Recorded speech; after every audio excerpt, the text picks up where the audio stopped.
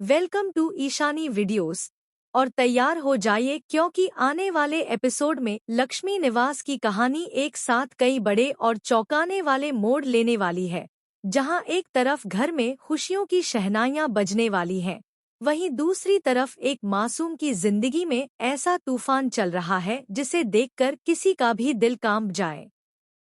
आने वाले एपिसोड में सबसे पहले आपको देखने को मिलेगा राधिका के जीवन का वो सच जिसे देखकर वह अंदर तक हिल जाएगी।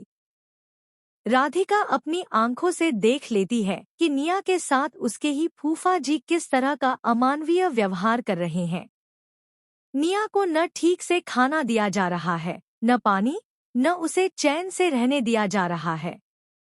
छोटी सी बच्ची को लगातार डराया जा रहा है, धमकाया जा रहा है और उसे यह कहकर चुप कराया जा रहा है कि अगर उसने यह सारी बातें अपनी बुआ को बता दी तो घर में बहुत बड़ा बवाल खड़ा हो जाएगा और उसकी हालत और भी खराब कर दी जाएगी।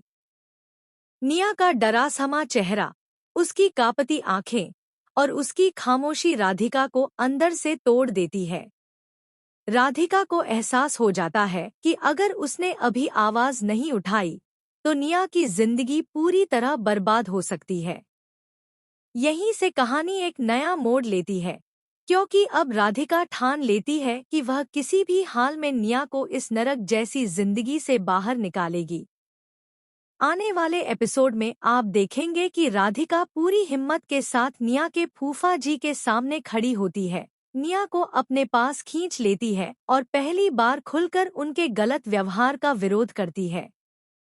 वह साफ शब्दों में कह देती है कि अब निया पर जुल्म बर्दाश्त नहीं किया जाएगा।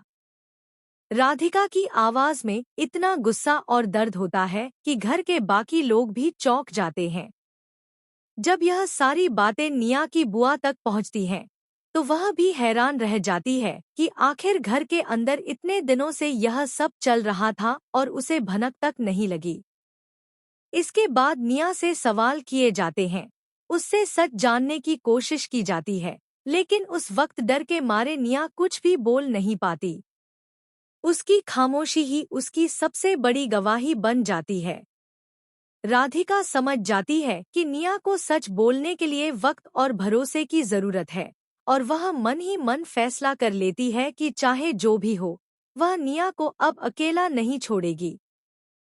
इसी बीच कहानी का दूसरा ट्रैक भी तेजी से आगे बढ़ता है, जहां